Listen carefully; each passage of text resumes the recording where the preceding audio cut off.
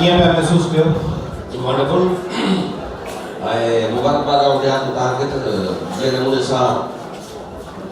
मुस्तक़िल मिज़ाजी सां ही third HLF तां करायो आहे हिते ऐं उनमें नौजवाननि जो ख़ासि तौर ते जेका शमूलियत आहे इहा तमामु ख़ुशाइंद ॻाल्हि आहे ऐं इहो मुस्तक़िल जारी रहणु खपे ऐं त उमेद कयूं था तव्हां त मुस्तक़िल कंटिन्यू रहंदो। अच्छा, असांजी जेका गुफ़्तगू वारो जो फॉर्मेट आहे तव्हांखे पहिरीं ॿुधाए वञा दोस्तनि खे त पहिरीं साईं खां कुझु सुवाल आउं कंदुसि ऐं उन खां पोइ ही बुनियादी हिन जो ख़ाको असां ईअं ठाहियोसीं त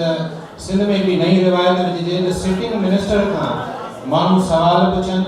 वरी उन खां एहतसाब कनि ऐं उनजी वज़ारत जी कारकर्दगी जे बारे में पब्लिक अकाउंटेबिलिटी जो तसवर डेवलप थिए। छाकाणि त हाणे माण्हू काफ़ी ॻाल्हियुनि ते सोशल मीडिया ते बि ॻाल्हाइनि था त हीअ उन खां वधीक बहितर आहे त साम्हूं सुवाल थिए साम्हूं ॻाल्हि थिए, पर उन खां अॻु में सवाल जवाबनि खां अॻु में असां कुझु ॿ टे अहम ॻाल्हियूं कंदासीं ऐं दोस्तनि खे गुज़ारिश आहे हाल में त थोरी ख़ामोशी अगरि हूंदी त गुफ़्तगू में वधीक मज़ो ईंदो। साईं, मुंहिंजे ज़हन में जेको पहिरियों सुवालु आयो थिए त हिकु शाइर खां हिकु वज़ीर जो सफ़र तव्हांखे कीअं महसूसु थियो? ॾुखियो सुवाल ॾाढो सफ़र ॾुखियो बि हो पंहिंजे हिसाब सां ऐं आउं सम्झां थो के हवाले सां ज़रूरी बि हो ऐं असां वटि आम तासुर इहो आहे त जेकॾहिं को शाइर आहे त उहो फ़क़ति शाइरी कंदो, ॿियो को कमु नथो करे सघे दुनियादारी जो। उहो सुठो बिज़नेसमैन कोन थो थी सघे, उहो सुठो ऑफिसर नथो थी सघे, उहो पॉलिटिशियन नथो थी सघे ऐं उहो शाइरी कंदो। पर यकीनन मूंखे इहा ॻाल्हि महसूसु कई कुझु समाजी हालतुनि जी जो प्रेशर हो, कुझु मूं बि इहो महसूसु कयो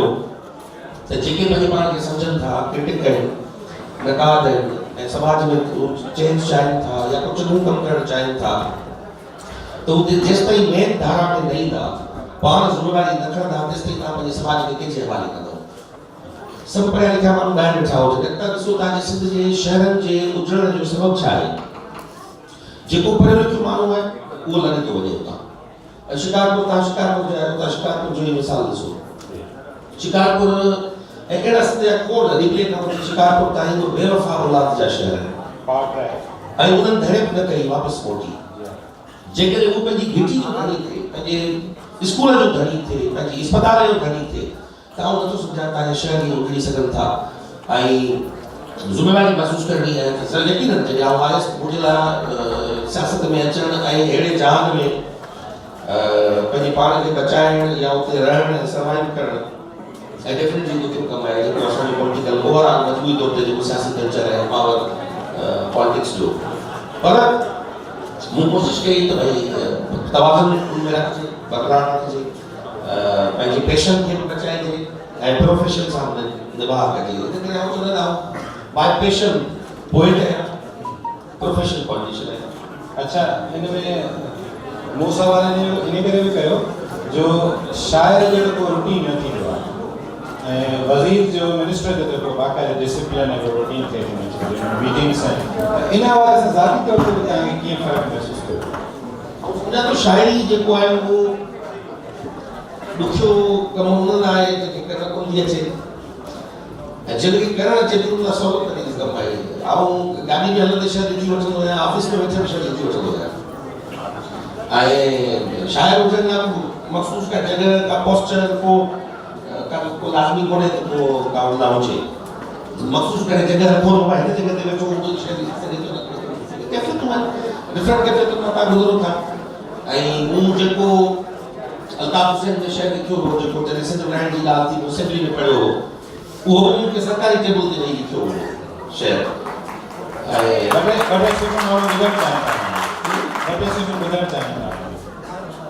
मुझे ख़्याल में सभिनी जो नज़र आहे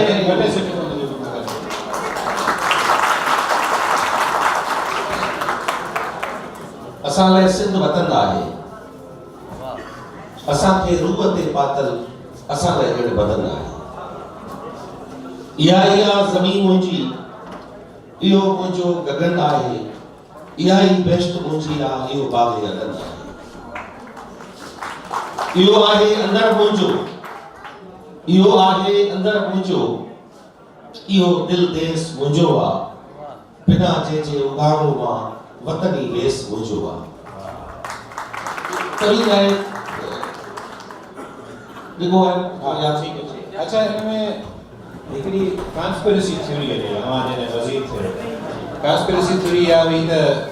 जे पार्टी सां मुंहिंजो तालुक आहे उन वां के ज़िम्मेवारी ॾिनी त सिंध जा समूरा दानिश्वर अदीब इन्हनि खे पंहिंजी पार्टी जे तरफ़ खणी वञो ऐं सिंध जो जेको कॉन्शियस आहे उनखे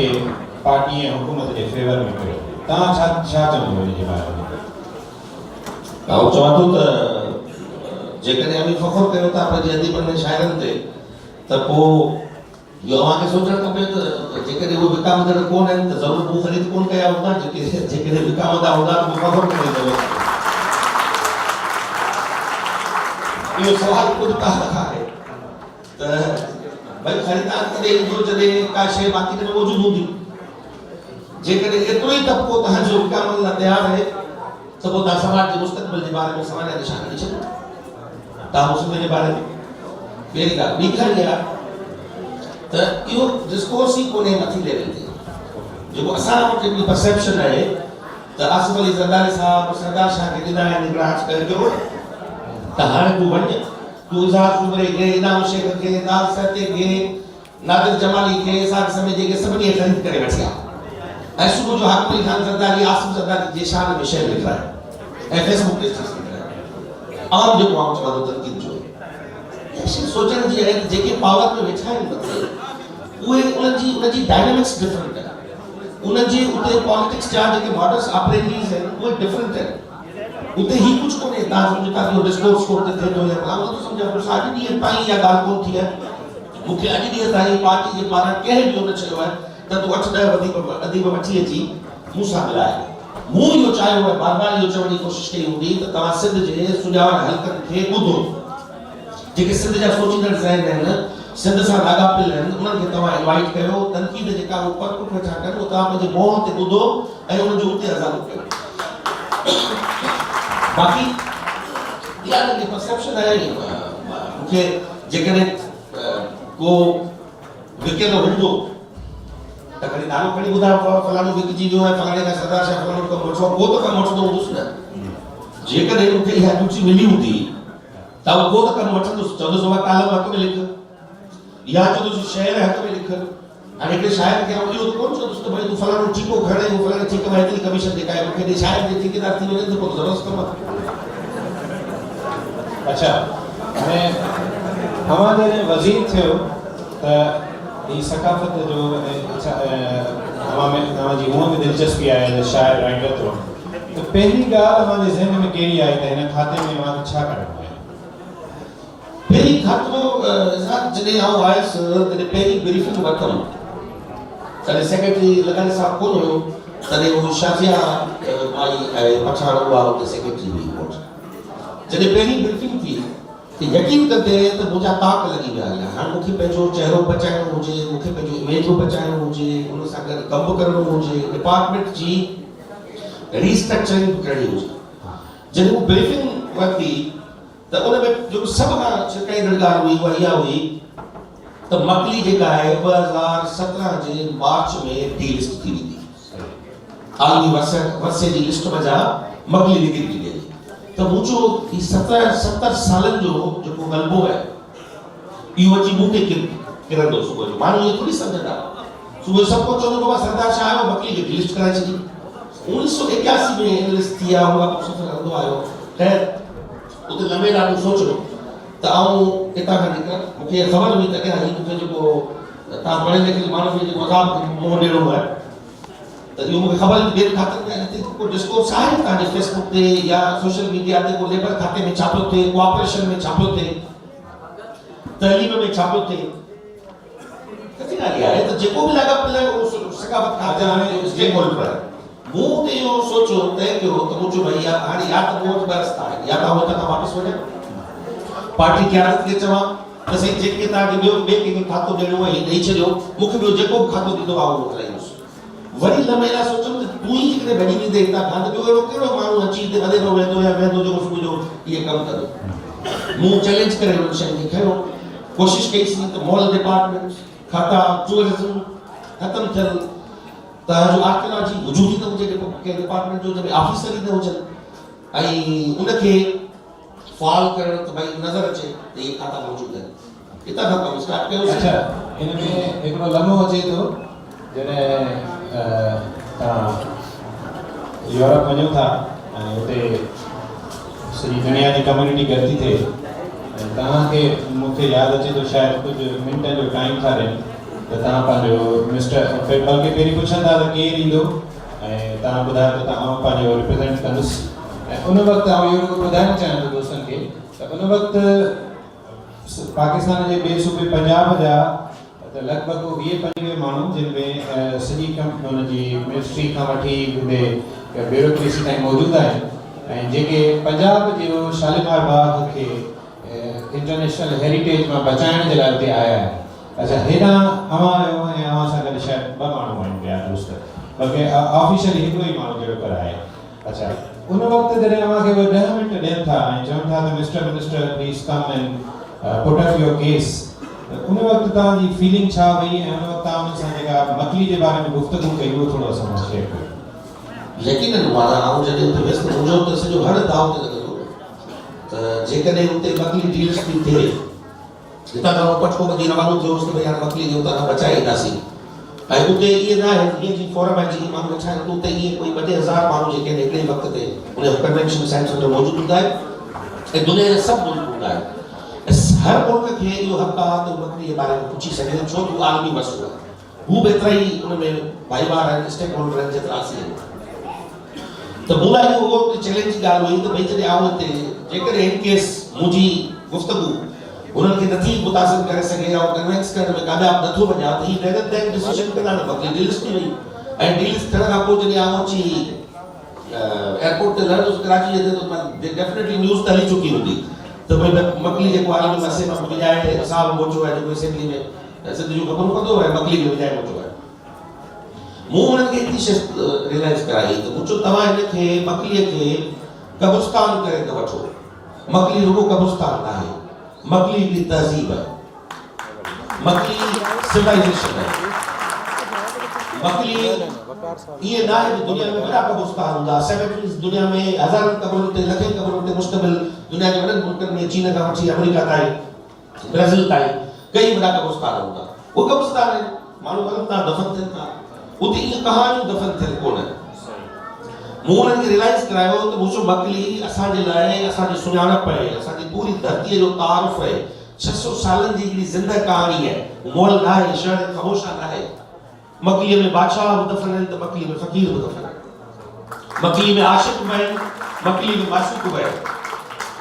मकलीअ में हीरोज़ बि आहिनि त मकलीअ में गद्दार बि आहिनि इन करे मकली असां लाइ अहम आहे ऐं मकली खे तव्हां कब्रिस्तान करे न वठो उन्हनि खे गुफ़्तगू वणी उन्हनि ऐं ॿिया जेके असां कम कयासीं उहे ॿुधायासीं उन मां मुतासिर थिया त उन्हनि असांखे एक्सटेंशन ॾेई छॾी मकली खे अच्छा हिकिड़ी ॻाल्हि इहा महसूसु कई वई आहे मां चवंदुसि तव्हां थोरो तव्हांजा वादा माण्हू ॿुधनि त जंहिं अंदाज़ में social media print media electronic media ते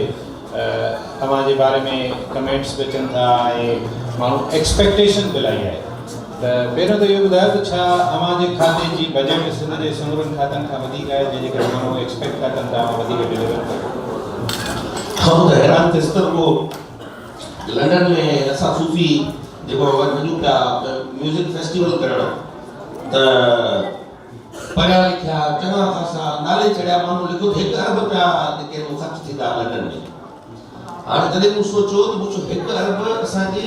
चइनी डिपार्टमेंट्स जी बजट कोन्हे टिनी चइनी तव्हांखे ख़बर आहे तइलीम खाते जी बजट घणी आहे तइलीम खाते जी 225 अरब बजट आहे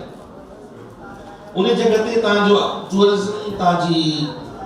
आर्कियोलॉजी तव्हांजो एंटिक्विटी तव्हांजी आर्काइव्स तव्हांजो कल्चर इहो सभु मिलाए तव्हांजे 1 अरब जी बजट कोन्हे हाणे 1 अरब ऐं सभ जा सभु खणी ऐं मनी लॉन्ड्रिंग कया पियो ऐं हितां जा कमायल पैसा लंडन मुंतकिल पियो कयां भाई 2.5 जे दौर में $1,00,000 विधासीं ऐं साईं ज़हूर जो जेको तंबूरो हो उन तंबूरे में 50,000 पाउंड पिया हुआ ऐं अंब जे ढोलक अंदरि जेको आहे 1,00,000 पाउंड खणी सदा से मुंतकिल करे आयो दुनिया चरी आहे यार उते दुनिया में तव्हां इहे 2 रुपया ट्रांसफर नथा करे सघो हेतिरो एयरपोर्ट ते पकड़िजी पवंदा ताई अजीब डिस्कोर्स हुयो मुझे क्लियर कई गाल त मुझो दावा सां चवां थो 1 अरब छा उन जो 1% खां बि घटि ख़र्च थींदो तव्हांखे ख़बर इहा हिननि जिन बि आहे मूव कई अॼु बि सुभाणे जेको मूव करे त असीं जेकॾहिं आलमी फंक्शन वञी कयूं दुनिया में किथे बि तव्हां यकीन करे छॾियो त सरदार शाह ऐं अकबर लॻाईंदा पैसा खाइण ॿाहिरि फंक्शन करण में पैसा खाइण मुमकिन कोन आहिनि असां लाइ हिते फंक्शन करे पैसा खाइण आसान आहे तव्हांखे एमिरेट्स एयरलाइन छा टिकट ॾींदी तव्हां हुनखे चवंदो त बाबा टिकट जेका आहे उहा मूंखे ठाहे ॾे तूं पोणा 2 लख रुपए जी असुल टिकट 80,000 थी तूं मूंखे पोणा 2 लख जो बिल ॾे उहो एमिरेट्स तव्हांखे ठाहे ॾींदी तव्हांखे कतर एयरवेज ठाहे ॾींदी बाबा ही को बिलू ही लाइन थोड़ी आहे जेका कंबर ऐं कराची जे विच में हले पई का कोच आहे जेको तव्हांखे उन ठाहे ॾे या उते जो जेको हाल आहे वो बुक थे तो 6000 पाउंड में अकबर लगाए उनके चलो तो बिल ठाए दी जा 14000 पाउंड जो 40% के टैक्स स्लेब मुझे वो तो के ठाए दी तो ता दी फांसी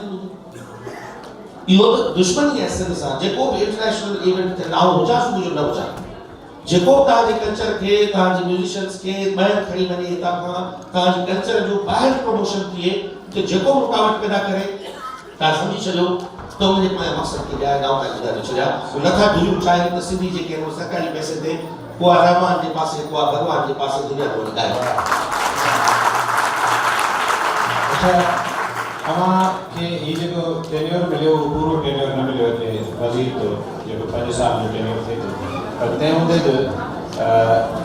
कीपिंग इन व्यू माण्हुनि जे एक्सपेक्टेशंस असां ऐं तव्हांजी पंहिंजी ज़ाती इंट्रस्ट है वधी करे तव्हां सम्झो था त जेकॾहिं छाकाणि त हिन खां पोइ फॉलो में क्वेश्चन्स आहिनि तव्हां जेकॾहिं के 5 बुनियादी शयूं ॻणायो जेके तव्हां पंहिंजी लेगेसी में छॾे पिया आहियो कल्चर डिपार्टमेंट आउं सम्झां थो त 5 खां वधीक आउं ॻणाए सघां थो छो त हिकिड़ी तव्हांखे शइ ज़हनशीन करायां त का स्कीम गवर्नमेंट जी एडीपी स्कीम 3 सालनि जी हूंदी आहे 3 सालनि जी स्कीम हूंदी आहे जेका वञी कंप्लीट थींदी आउं आयसि त मूंखे हिकिड़ी बजट मिली एक बजट मूंखे मिली ऐं उन बजट जी एग्जीक्यूशन या जेके असां उन स्कीम ॾिनियूं उन खे कंप्लीट थियण लाइ उहे जेके असां 2017-18 में ॾिनियूं उहे कंप्लीट थींदियूं 2020-21 में ऐं उन वक़्तु आउं हुजां न हुजां जेके स्कीमूं विधियूं मुंहिंजो विजन छा हो मुंहिंजो इहो हो त 3 कंपोनेंट हुआ हिकिड़ो कंपोनेंट टूरिज्म जो आहे ॿियो कल्चर जो आहे कल्चर में प्योर कल्चरल एक्टिविटीज़ आहिनि कल्चर की प्रमोशन आहे जेको इंटेंजिबल कल्चर आहे जेको जंहिंमें तव्हांजे हथ जी दस्तकारीअ खां वठी हुनर खां वठी तव्हांजे अदब ताईं लिटरेचर ताईं मूसीक़ी ताईं सभु शयूं हुन में अचनि थियूं ॿियो तव्हांजो इंटेंजिबल हेरिटेज आहे जेको असांजो आर्कियोलॉजी आहे जंहिंमें तव्हांजो आसार क़दीमा आहे उहे सभु साइट्स आहिनि मूं 3 शयुनि में विरायो त 3 शयुनि में असांखे कीअं कमु करिणो आहे कल्चर जे हवाले सां असां इंस्टीट्यूट पहिरीं मुंहिंजो सोच आहे उहे इवेंट पंहिंजी जॻह ते पिया थींदा ज़रूरु इवेंट करणु खपनि ऐं उहो कबा मेला बि कबा पर उन सां गॾु इदारा ठाहिजनि असां जामशोरे में Sindh institute of music and performing arts पहिरियों इदारो सिंध में कराची खे छॾे करे इहो पहिरियों इदारो ठाहिण वञूं था जेको महीने ॿिनि में फंक्शनल थींदो जिते असांजा शागिर्द सुबुह जो राग भी सिखंदा डांस भी सिखंदा अदाकारी भी सिखंदा सदाकारी भी सिखंदा सुबह जो तव्हां वटि सुठा सुरंद नवाज़ भी ईंदा फ्लूट प्लेयर्स भी ईंदा हिकिड़ो इदारो असां उहो हिते क़ाइमु कयोसीं जामशोरे में ॿियो त जेका ॿोली आहे असां वटि हिकिड़ा लिंग्विस्ट आहिनि ॿिया लैंग्वेज इंजीनियर्स हूंदा आहिनि दुनिया में हिकिड़ा पने ते कमु कनि था कागज़ ते त ॿोली कीअं बचे ॿिया कमु कनि था स्क्रीन ते ही जेका असांजे खीसे में जेका ही स्क्रीन पई आहे पाम टॉप जेके पाण चऊं था जॾहिं कंप्यूटर ठहिया तॾहिं कंहिं वॾे रूम कोठी जहिड़ो कंप्यूटर हूंदो जॾहिं बैक इन लेट 60s जॾहिं कंप्यूटर ठहिया पोइ हुन खां पोइ कंप्यूटर सुकड़ंदो आयो उहो कंप्यूटर अची वियो फ्लोर टॉप मां टेबल टॉप थी वियो टेबल ते तव्हां खणी हुनखे रखियो टेबल टॉप मां उहो कंप्यूटर उतां खां निकिरी माण्हूअ जे हंज में अची वियो उहो लैपटॉप थी वियो अॼु जेको तव्हां सभिनी माण्हुनि जे खीसे में पियो ही पाम टॉप आहे टीवीअ ते सॼो जान हिन में सिंधी ॿोली बचंदी तॾहिं जॾहिं सिंधी ॿोलीअ जो दिफ़ा हिन जॻह ते स्क्रीन ते थींदो टच बटन ते थींदो तॾहिं ॿोली बचंदी पने वारी ॿोली त बचंदी इन शइ खे ज़हन में रखंदे मूं सिंपल फयाज़ ते आहे अमर फयाज़ न असां लैंग्वेज अथॉरिटी में हाउस पहिरीं ब्रीफिंग जो वठां चेयरमैन साहब मूंखे ब्रीफिंग को ॾे जेको उन वक़्तु जो मौजूदु चेयरमैन हुयो ऐं वज़ीर को साम्हूं वेठो आहियां हू हिकिड़ो अहिड़ियूं ख़बरूं हवाला थो ॿुधां जेके मूं सम्झो त इहो कमु कोन हलंदो ऐं अचानक उन खां पोइ अमर फयाज़ जी ब्रीफिंग आई स्टार्टिंग में हिकु जुमिलो चयो ॾिसो इदारे जा बुनियाद कीअं था पवनि माण्हू इंस्पिरेशन कीअं थो खणे हुन हिकिड़ो जुमिलो चयो हुन चयो कि भला ॿोली पने ते न बचंदी ॿोली स्क्रीन ते बचंदी ऐं उहे लैंग्वेज इंजीनियर्स बचाईंदा उहे ॿोलीअ जा इंजीनियर बचाईंदा मूं शइ उतां पिक कई जीअं आउं स्टेज ते वियसि नोइंग द फैक्ट इहो ॼाणंदे बि त मूं वटि बजट कोन्हे ऐं का स्कीम मूंखे पढ़ाई तोड़नी पवंदी किथां खणणी पवंदी कीअं मैनेज करणो पवंदो मूं हुते अनाउंस कयो त Majid Ghurgari institute of language engineering जो क़याम हैदराबाद में थींदो ऐं तव्हां लैंग्वेज अथॉरिटी जे बैक ते हींअर पढ़ी ॾिसी सघो था तुंहिंजो कमु हले पियो उनजा फाउंडेशन पइजी चुका आहिनि ऐं इहो इदारो जीअं कंप्लीट थियो त लैंग्वेज इंजीनियरिंग जो इदारो तव्हांजो कमु करणु शुरू करे ॾींदो इदारे जो नालो आहे हाणे तव्हां इहो मूंखां पुछंदो आर्कियोलॉजी जे हवाले सां उमरकोट जो क़िलो जेके उमरकोट जे दोस्त हिते हूंदा ॿिया जेके विज़िट कयो हूंदो उहो उमरकोट जो क़िलो तक़रीबन तव्हांजो 60% ख़तमु थी चुको हुयो जंहिंजो दीवारूं साउथ जी दीवार ख़तमु हुई जेका ॾखण वारी तव्हांजी ओलहंदे वारी दीवार कठिन हुई तव्हांजे हिन पासे माण्हू रस्तो ठाहे छॾियो माल गुज़रंदो उहो 6 महीननि जे शॉर्ट पीरियड में सॼो क़िलो उमरकोट जो तमीर रिस्टोर थी चुको हाणे 200 साल उमरकोट जे क़िले खे परवाह कान्हे असांजो रनीकोट ते कमु हले थो असांजो कोट ॾिजी ते कमु हले थो हींअर हिन वक़्तु 30 खां मथे सिंध जो आर्कियोलॉजिकल साइट्स आहिनि जिन ते हिकिड़े ई वक़्त ते कमु हले पियो तव्हांखे चिचोड़ीअ जे कब्रिस्तान ते दीवार ईंदे नज़र ईंदी त तव्हांखे दोदे सूबे जी मज़ार ते जेको मुसाफ़िर खानो हुई तव्हांखे कंपाउंड वाल हुते मिलंदी बदकिस्मती ॾिसो अॼु ताईं सिंध जे कंहिं बि सिंध जे दानिश्वर लेखक आलिम कॾहिं इहा डिमांड न कई त दोदो सूरो असांजी सिंध जो रियल हीरो आहे सिंध कलाम त ॻायूं था शाइरी त सिंध ते कयूं था तूं जे विढ़ंदे मारियो वेंदे हिंद वस्ती तां वारियो वेंदे दोदा तुंहिंजो साथ वींदो माण्हू जो वेसार वींदो दोदे जी साइट प्रोटेक्टेड साइट डिक्लेयर न हुई दोदे जी जेका साइट रूपा पाणी आहे उहा आसार क़दीमा जी लिस्ट में शामिल ई न हुई कॾहिं के मुतालबो ई न कयो के ॻाल्हि न कई के वज़ीर हिकु ते जून सुई असां हुते उतां न फ़क़ति कंपाउंड वाल ॾिसी पर हुते असां मुसाफ़िर खानो ठाहियोसीं छो त बदकिस्मती ज़रा सुमर साहब मूंखे चवणो इहो थो पए दोदो सूमरो तव्हां सूमरनि जो हीरो रहियो आहे सिंध जो क़ौमी हीरो रहियो ई कोन्हे छो त सूमरा वञी हर साल हुते फंक्शन कनि था बाक़ी असां कॾहिं कंहिं यादि कोन कयो सिंध जा सूमरा ईरानी ज़ातियुनि में विराहिया मखदूम बिलावल ते असीं वियासीं कुर्बान कयो मखदूम बिलावल जा धणी जेके मौलवी थिया वेठा हुआ जाम निज़ामुद्दीन जा ऐं दुले दरिया खान जा धणी जेके उहे समा ऐं लाशारी ऐं दोदे सूबे जा धणी जेके उहे सूमरा तव्हांजे क़ौमी हीरो किथे केरु हुजी करे गुलाम शेख साहब हलियो जॾहिं मखदूम बिलावल ते असां सेमिनार कयो हुजे वियासीं हुते असां जेके रियल सिंध जा हीरोज़ आहिनि उन्हनि खे ट्रिब्यूट पेश कयो शाहनायक जोग वाले ते असां हाणे फंक्शन कंदासीं उन ते उते वञी त मुंहिंजो मक़सदु हुते रिवायत जो बुनियाद पवे ॾिसो ॿिए साल ज़रूरु दादू जा माण्हू सिंध जा माण्हू सकाफ़त खाते खां पुछंदा त मखदूम बिलावल ते हिकिड़ो सेमिनार थियो ॿियो छो नथो थिए फाउंडेशन्स ले करणियूं आहिनि त बुनियाद विझणा आहिनि त सुबुह तव्हां पुछाणो करे सघो त तव्हां छो नथा करियो काछे में फेस्टिवल थियो माण्हू सुबुह पुछंदा बाबा सुबुह जो उतां जा माण्हू सकाफ़त खाते खे तव्हां मां काछो फेस्टिवल कॾहिं था कयो तो काछे जे माण्हुनि खे हक़ कोन्हे छा हू हुते मूसीक़ी ॿुधनि राग ॿुधनि सॼो ॾींहुं मस्जिद में वाइज़ ॿुधनि वेठा कलाक नथा ॿुधनि अच्छा अवां इहा ॻाल्हि कई फेस्टिवल जी त अवां ते जेका तनक़ीद थिए थी त हुन में इहो बि चवनि था त हीउ मेला ई वसील आहे अवां छा चवंदा हा मेलनि जो वज़ीर आहे मुलनि जो वज़ीर त कोन्हे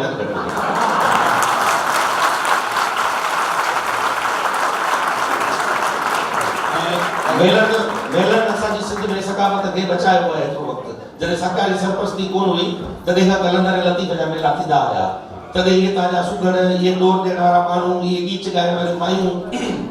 इहे तव्हांजा फ़क़ीर इहे ईअं सुगड़ सां ॻाईंदा रहिया हुते जंहिं दिलि बि ना इश्क जाम सादिल मस्तो मस्त बदाम सरकार कोन बचायो आहे सकाफ़त खे मेलन बचायो आहे अच्छा हिकिड़ो इहो इन सां जुड़ियल ॿियो बि सुवालु आहे त 4-5 महीननि में जॾहिं तव्हांजो टेन्योर पूरो थींदो त सिंध में हीउ जेको कल्चरल एक्टिविज़म आहे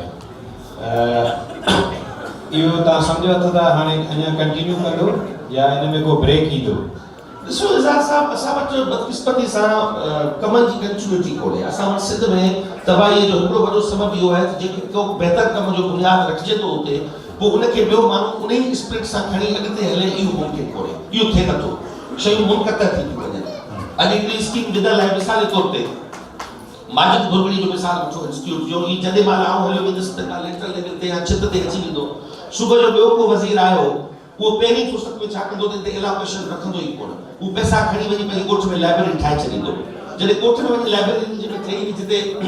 किताबनि ऐं शागिर्दनि जे बजाए हुन में कुता ऐं कुकड़ बीठा हूंदा, त ओॾी महिल हीउ तव्हां विके पियो हूंदो, जेकॾहिं कंटिन्यूटी न हूंदी। इहो कमु उन्हनि खां मुस्तक़िल मिज़ाज सां कराइण या उन्हनि ॻाल्हि ते बीहारण तव्हां सिविल सोसाइटी जो कमु आहे, तव्हां अदीबनि दानिशवरनि जो कमु आहे त सुबुह जो जेको अचे उन ते ॾंडो खणी बीहो, उनजा विजिलेंट थी उनखां पुछाणो करियो त माजिद घुरगड़ी इंस्टीट्यूट कॾहिं थो कंप्लीट थिए, उनजो स्टेटस छा आहे, सिम्पा कॾहिं कंप्लीट थींदो, असांखे ॿुधायो। जे न त हशर इहो थींदो जेको तव्हां सिंध में तव्हांजा कल्चर कॉम्प्लेक्सिस जेके आहिनि उहे मांदा ठहिया पिया आहिनि, उते कंप्लीटली कोन था थियनि। त कंटिन्यूटी ॻाल्हि आहे। सो एक्टिविज़म असां आऊं ईअं हीअं जेके अॻियां असां इवेंट प्लान कया आहिनि मई ताईं, जो मई में असांजो ख़तमु थींदो कैनुअल, मई ताईं हिकिड़ो बि अहिड़ो छंछरु आचर ख़ाली कोन्हे जंहिं ते असांजो इवेंट न हुजे। हिकु बि छंछरु आचर ख़ाली न आहे जंहिंमें असां इवेंट थिए। या आउं डिपार्टमेंट खे शिकायत बा त छंछरु आचर मोकिलिया ॾींहं न, सभु प्रोग्राम छंछरु आचर ते रखो था। इन करे त ऑफिसर त पंहिंजो थोरा उहे ड्यूटी ते हुजनि, ॿी ख़लक त वादी हुजनि जेके हुते अचनि था, ॿी पाण में वेही कलाक थोरो ॻाईंदा, ऐं ॿी ख़लक बि वादी हुजे त जेके अची सघनि। पंहिंजे सॼी शागिर्द जो हेॾो तइदाद ॾेढ करे वीकेंड आहे, इहे रिलैक्स आहिनि, सुबुह जो आचर ते मज़े सां वेंदा।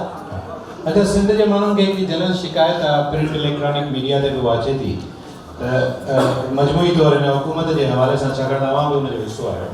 त डिलीवरेंस जे हवाले सां माण्हुनि खे शिकायत आहे। अवां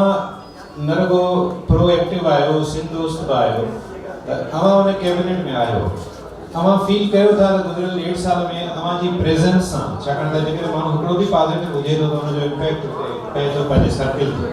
अवां सम्झो था त अवां उन हवाले सां बि कोई इम्पैक्ट विझी सघिया हो कल्चर डिपार्टमेंट खां हटी करे? वो कोशिश इहा कई आहे। ॾिसो, पार्टी डिसिप्लिन थिए थो, ऐं पंहिंजी पार्टी जे ख़िलाफ़ हितां हिते बि हिते स्टेज ते तकरीर कोन थो करे सघां, हिन सां फ़र्क़ु कोन पवंदो। तव्हांजो दिलियूं में खटे सघां थो, ताड़ियूं वठी सघां थो, पर हिन सां फ़र्क़ु कोन पवंदो। फ़र्क़ु उहो तॾहिं पवंदो जॾहिं उते इनर पार्लियामेंट्री मीटिंग में, कैबिनेट में तव्हां उते पंहिंजो एफएसएस ॾियो, उते पंहिंजो इनपुट ॾियो, उते तव्हां पंहिंजी ॻाल्हि रखो जेका उन ते असरदार थिए। यकीनन जेकॾहिं असां उते वेठा हूंदासीं त पंहिंजो जेतिरो असांखे पहुतो हूंदो असां पंहिंजो रोल प्ले कयो हूंदो। ॿियो बि परसेप्शन आहे, ॾिसो ऐं इहा ॻाल्हि चवां थो त जिते पीपुल्स पार्टी यकीनन डिघो असो इक़्तिदार में रही आहे ऐं उनखे इलाही शयूं डिलीवर करणु खपनि आहे, बहितर खां बहितर अंदाज़ में करणु खपनि आहे। उते कुझु शयूं बहितर थियूं हूंदियूं त काफ़ी शयूं न थी सघियूं हूंदियूं, उनजा इलाही सबब आहिनि, उन ते पाण ॻाल्हाए सघूं था। पर मजबूरी तौर ते जेको पीपुल्स पार्टी खे या त गैरंटी ॾियो वञे या तकलीद है, क्यों अंधी तकलीद है, क्यों पूरे पुछंदारूं, या मुकमिल तनसीब है, सफ़ा रद्द करणु आहे, ॻाल्हियूं ॾियण रद्द करणु आहे, इहो बि तरीक़ो न आहे। क्रिटिसिज़म तनक़ीद रिलेवेंस आहे, तनक़ीद तालुक जो रूप आहे। जेकॾहिं उनखे तव्हां ओन कयो था त तनक़ीद करणु क्रिटिसिज़म जो हिकिड़ो बयानु हूंदो आहे। हाणे फोटो रखी आसिफ अली ज़रदारी जो ॻाल्हियूं लिखणु फेसबुक ते, इज़ इट आवर कल्चर? ते या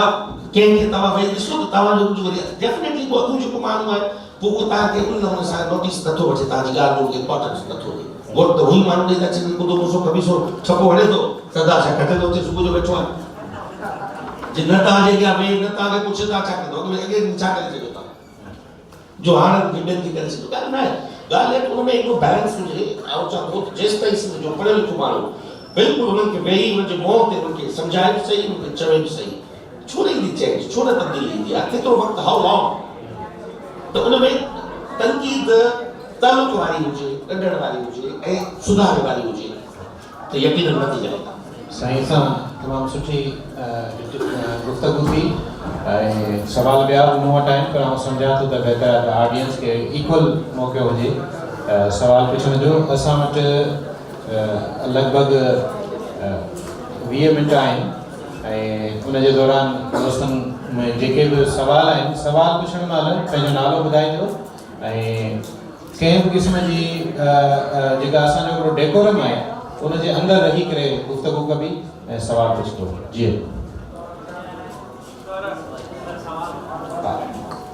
माइक ते जो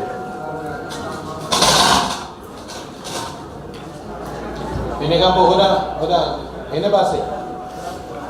आतिफ हुसैन मिलियो नालो आहे मुंहिंजो इंफॉर्मेशन डिपार्टमेंट का ताल्लुक़ आहे। सरदार शाह साहब का सवाल आहे त सर काफ़ी सुठा कम करण सां जेके ॾिठा आहिनि तव्हांजे एरिया में मूंखे हिकिड़ो सवाल इहो आहे त इहे जेके अॻिते हली करे कंटिन्यू जेके नथा रहनि बदकिस्मती सां जेके अला न करे त उन जो सबबु छा हूंदो त कंटिन्यू छो न रहंदा? ऐं सम्झा थो इहो त माण्हू पाण ते ॿ शयूं लिखो थो उन ते मदार करे थो त उहो जेको अचे थो वज़ीर थी या साहिब जेको वेठो आहे उनजी पंहिंजी सोच केतिरी आहे केतिरो प्रोग्रेसिव आहे केतिरो पंहिंजी तरक़ी माण्हुनि सां उहो गॾियल आहे कमिटेड आहे ऐं उनखे पंहिंजे चहिरे जो केतिरो ख़्यालु आहे। ॿियो सोसाइटी अगेन जेकॾहिं सोशल प्रेशर न आहे ऐं सोसाइटी विजिलेंट न आहे त उहो सुठा कम सभु डिस्कंटिन्यू थी वेंदा आहिनि ऐं सम्झा थो ॿई सबब थी सघनि था। ॿियो सवाल हेॾां ज़ुल्फ़ार नहीं थे वो यो सवाल है तव्हां जेको चयो अल्ताफ से ने कहा था शहर पड़े सिंध विरायण मसले ते इहो सिंध विरायण त तव्हांजे असेंबली मेंबर मिस्टर अयास उमर सिंध विरायण बिल में पेश कयो ऐं उन ते शहर सिर्फ़ मंजूर सोले खे चयो तव्हां मां टेम कोन चयो तव्हांखे उन ते करणु खपे हा त पोइ सिंध विरायण जो जेको बिल उन ई पेश कयो आहे ऐं इहा जेको ग़लति कयो उन ई कयो ऐं तव्हांजी पार्टीअ तमामु वॾो हिकिड़ो हैदराबाद में जलसो करे उनमें जिंदगियूं आयूं ऐं इनखे सपोर्ट कयो ऐं वरी तव्हांजी पार्टीअ जो बिल वापसि बि वरितो वरी उन ते बि माना जिंदगियूं आयूं असेंबलीअ में हाणे अलाए पहिरीं जिम्मे तव्हांजी पार्टी सही आहे अलाए कोई पार्टी ऐं तव्हांजी कारकर्दगी जे बारे में तव्हां वाक़ई सुठी ॻाल्हि आहे तव्हां इदारा ठाहिणी आहे त भली ॻाल्हि आहे असां ख़ुदि ॾिसूं था इदारा ठाहियो आहे भली ॻाल्हि आहे तव्हांजी तनक़ीद सिर्फ़ु इन करे आहे त जंहिं माण्हू जे पुछा था हलो था उनजो ई लफ़्ज़ आहे त जिना लुचा उन अचा जिना लुचा उन अचा ऊचा त इन करे तव्हांजी तनक़ीद आहे तव्हांजी ज़ाती तौर ते कमु सुठो थियल आहे रानीकोट में सुठो थियल आहे रानीकोट में तव्हां हिकिड़ी पुल बि ठाहिरायो जेका 2008 खां पहिरियां जी अञा ताईं फिटी पई आहे तव्हां अञा अपना करवाए और बार स्कीम हिन कंप्लीट कोन कबो ऐं माण्हू असांखे पहुची कोन था सघनि महिरबानी। हाणे तव्हां जेका ॻाल्हि कई मूं हिकिड़ी ॻाल्हि कई त सोशल प्रेशर जी सोसाइटी जे विजिलेंट हुजण जी पीपुल्स पार्टी हिकिड़ो ग़लति कमु कयो उहो दानिस्ता या नादानिस्ता तौर ते पीपुल्स पार्टी का हिकिड़ो अमल थियो ॿिटे निज़ाम वारो जॾहिं उहे ई पढ़िया लिखिया माण्हू सोसाइटी उथी खड़ी थी त उनखे साॻी शइ वापसि वठणी पई इन करे तव्हांजी जेको सोसाइटी आहे तव्हांजो जेको पढ़ियल लिखियल तबिको आहे उनजे इहे प्रेशर जो कमाल आहे त आउं चाहींदो त इहे हर मामले में हर ॾींहुं उथी खड़ा थींदा डेफिनेटली वापसि वठणो पवंदो। नंबर हिकु ॻाल्हि नंबर ॿी ॻाल्हि त इहो जेको नज़्म हुयो जेको उते ऐं तव्हांजो पस मंज़र ॿुधायां छा मामिलो छा आहे इन खां पहिरीं सिंध विराइण जी ॻाल्हि एमक्यूएम कॾहिं बि सिंध असेंबलीअ जे फ्लोर ते न कई हमेशह चॉकिंग थी चौकनि ते ॻाल्हियूं थियूं हिननि तकरीरुनि में चयो जलसनि में वरी ॻाल्हि खे वापसि वठी छॾियो ही थियो ई हो त असेंबली जे फ्लोर ते पहिरियों दफ़ो सैयद सरदार अमन जेको हुननि जो तमामु सीनियर जेको इंटेलेक्चुअल लॻे माण्हू आहे उहो हमेशह आख़िरी 3-4 तकरीरुनि में जी तकरीर हूंदी बजट सेशन में ही ओपनिंग बैट्समैन हो पहिरीं तकरीर हिन कई हिन मुदलिल अंदाज़ में दलीलनि सां असेंबली में चयो 40-45 मिनट जी तकरीर में त सिंध कॾहिं बि मुतहिदा सिंध न रही आहे मीरनि जे दौर में सिंध 3 टुकड़नि में विरायल हुई 2 रियासतूं हुयूं इन करे सिंध जो विरामो फितरी आहे इन करे सिंध खे तोड़े असांखे सूबो ठाहे पियो वञे हाणे यकीनन असेंबली ते थियल ॻाल्हि जो जवाबु आहे उमरकोट जे किले जे मथां बीहंदो कोन पियो ॾेई सघियसि त मूंखे असेंबली में ई ॾियणो पयो त मूं असेंबली में ई हुनखे जवाबु ॾिनो उहो सभिनी जे साम्हूं आहे जेको हुते गुफ़्तगू थी उते एमक्यूएम जे हिकु न एमक्यूएम जे 31 मेंबरनि असेंबलीअ में मुतालबो कयो त सिंध विराइणु खपे ऐं कराची अलॻि सूबो ठहणु खपे पोइ जेकॾहिं आऊं तव्हांजे नुमाइंदे तौरु केस विढ़ी सघियो हूंदुसि या न विढ़ी सघियो हूंदुसि उहो तव्हां फ़ैसिलो करे सघो था।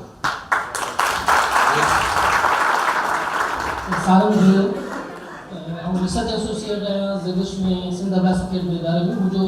सवाल घुराईंदो त इहो आहे त तव्हांजो जेको कमु आहे ख़ासि करे कल्चर जे हवाले सां आर्कियोलॉजिकल साइट जे हवाले सां उहो तारीफ़ लाइक़ु आहे। ॾाढो असां उन मां मुतासिर थिया आहियूं, ख़ासि करे रनिंग कोट ते मकली ते ॿिनि माॻनि जो कमु थिए पियो। मुंहिंजी को गुज़ारिश इहा आहे त सिंधी ॿोली जेकी आहे उहो बि असांजे कल्चर जो बुनियादी जुज़ आहे। असां वटि तालीमी इदारे जे अंदरि सिंधी ॿोली जेकी आहे उहा ऑफिशियली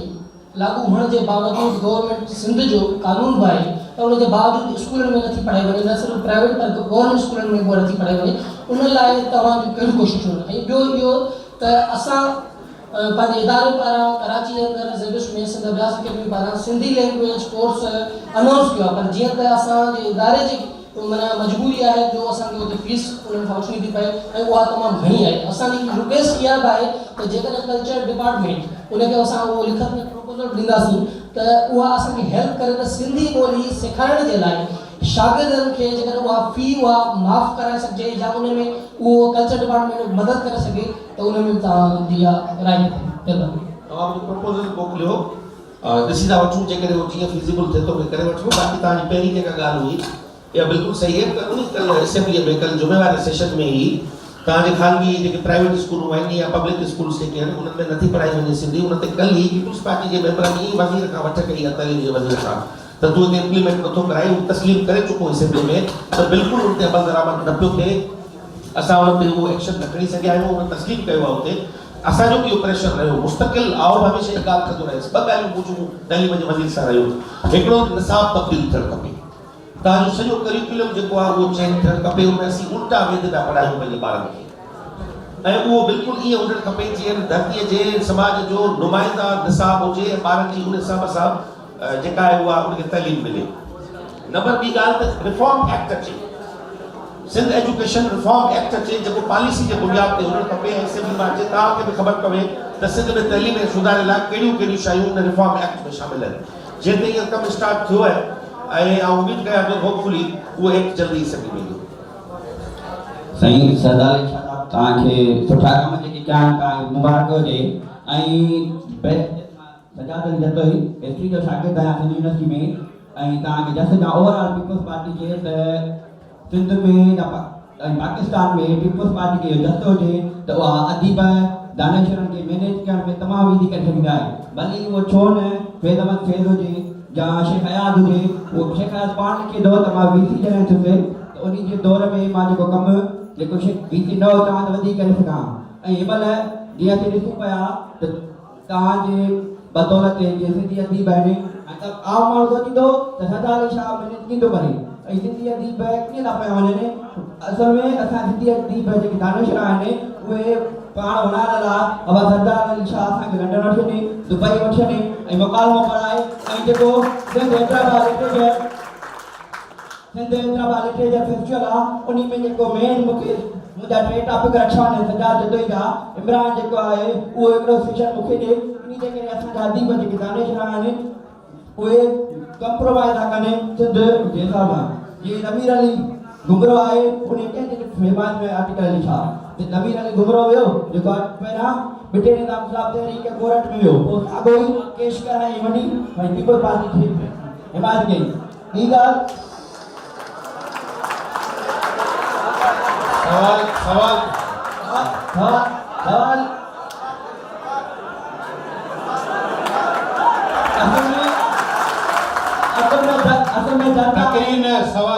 इहो आहे त साईं सां नालो तव्हां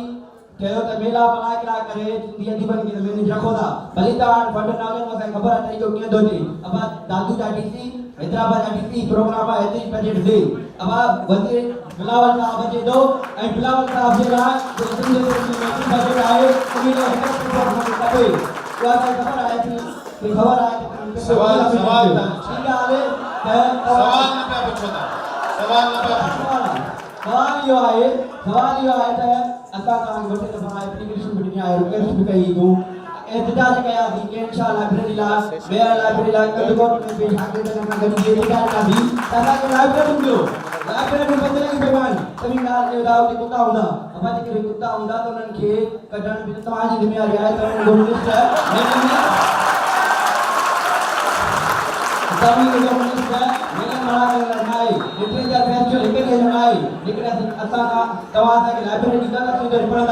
जेकॾहिं तव्हांजो कमु मेला मल्हाइण आहे त पोइ तव्हांखे मुंहिंजो सलाम आहे, तव्हां अमीन आहियो।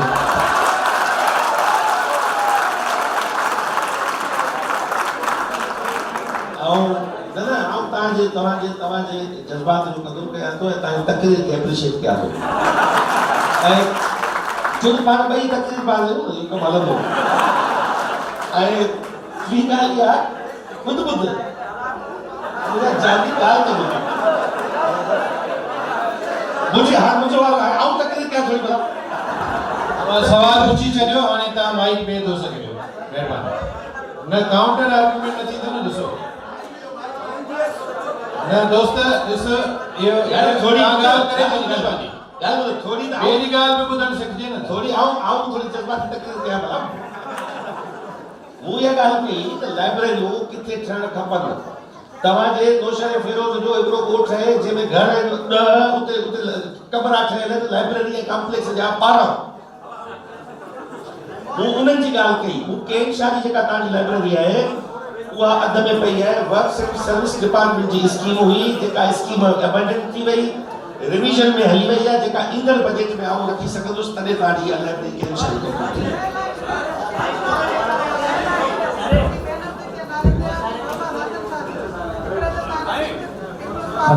वारे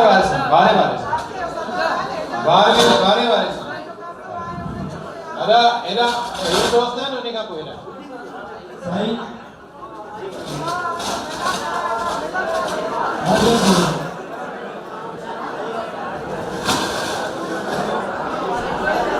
अरे सवाल पूछो।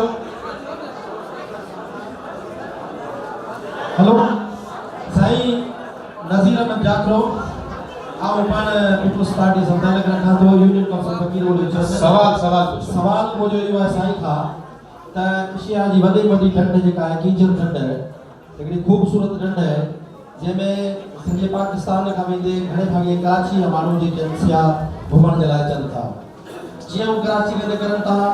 पुलिस खां वेंदे ट्रैफिक खां वेंदे फुरजंदे जॾहिं कीचड़ ढंढ जे एरिया में दाख़िल थियनि था त शायदि इहो जेको कीचड़ ढंढ वारो जेको रोड हूंदो इहो तव्हां ॾिठो हूंदो त गाॾी ते हुनजा बाल ते फाटी वेंदा आहिनि। अच्छा, जॾहिं कीचड़ ढंढ ते पहुचंदा आहिनि 500 खां वेंदे मोटरसाइकिल 100 रुपया हुनजी फीस आहे। जॾहिं उहो कीचड़ ढंढ ते वञनि था त उते कंहिं क़िस्म जी का फैसिलिटीज़ कोन्हे। ठीकु आहे, नई उते टूरिज़म डिपार्टमेंट जे पारां के अहिड़ा माण्हू मुक़ररु थियल आहिनि जेके उन्हनि माण्हुनि खे कीचड़ जी हिस्ट्री बाबति ॿुधाईनि। ऐं उन खां पोइ उते अॼु ताईं बि तव्हांजे डिपार्टमेंट सां का बि प्राइवेट पार्टनरशिप तहत उते कंहिं अहिड़े क़िस्म जा पार्क या के होटलूं या अहिड़े क़िस्म जी न थी चुकी आहे। जॾहिं कीचड़ ढंढ ते 5 खाता माना जेको सो मालिकी जी दावा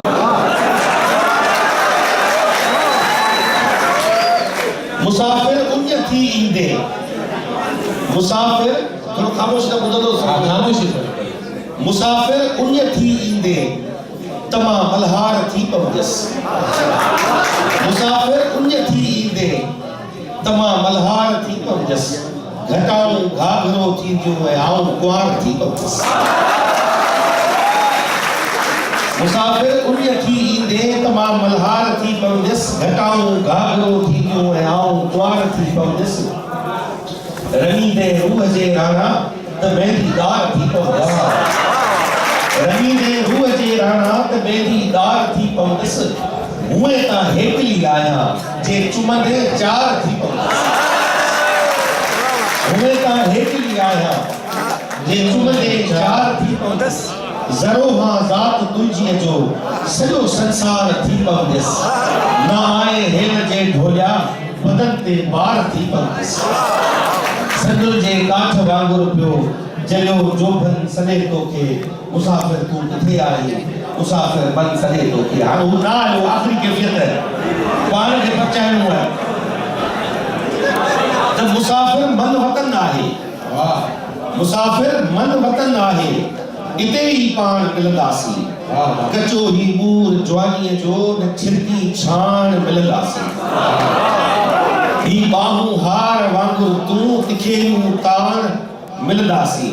मिलण लाइ खट ख़ाली आहे, विछोड़ो वाण मिलंदासीं। मिलण लाइ खट ख़ाली आहे, विछोड़ो वाण मिलंदासीं बदन जी बात दी आहे अखिन के आन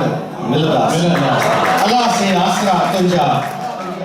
अल्लाह से आसरा तुंजा हींअर ई हान मिलंदासीं फुटी फानू थियो हींअरो ही हेरण पल सॾे तोखे मुसाफ़िर तूं किथे आई मुसाफ़िर मन सॾे हाणे ये हमारो नज़्म तमाम खूबसूरत नज़्म थी वो तमाम खूबसूरत पर यो मुमकिन ना है तो पाण हैदराबाद में जो शायरी अदब जी गुफ्तगू कयूं हसन दर्स जो जिक्र न थे तो हिकिड़ो नज़्म हसन जो ॿुधाए वो हसन दर्स जा तव्हां इलाही शेर ॿुधायो था ऐं हसन दर्स लाहौर में वासी त उते को लॻाव ॾिसी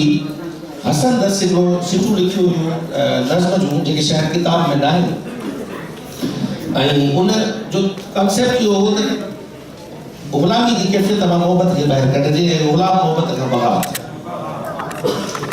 उहो उते लिखियो हुई जो उते ॿुधायो हुई मूंखे यादि थी वियो जेतिरो यादि थियल जॾहिं को बाग़ में कंहिं बेंच ते वेही मिलाए हथ थो ॿेई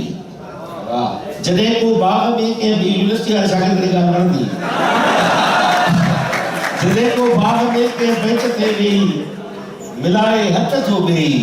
भरी बाज़ार मां महबूब खे भाकुर भरे निकिरे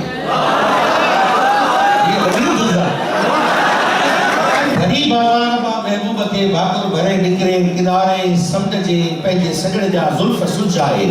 उन्ही जो हक़ असांखे हिकु सॼो हासिल हुजणु घुरिजे रुसण ते कीअं था रोऊं ऐं ख़ुशि थी कीअं खिलणु चाहियूं इहा मर्ज़ी असांजी आहे रुसण ते कीअं था रोऊं ऐं ख़ुशि थी कीअं खिलणु चाहियूं इहा मर्ज़ी असांजी आहे ज़मीन सिंध ग़ुलामीअ जे गुज़रगाहनि मथां मुर्की टिलण कहिड़ो ज़मीन सिंध जी खिसके असांजे पेरनि जे हेठियां हवाउनि में हणी हथड़ा खिलाउनि में खिलण कहिड़ो वतन में बेवतन माशूक आशिक़ जो मिलण कहिड़ो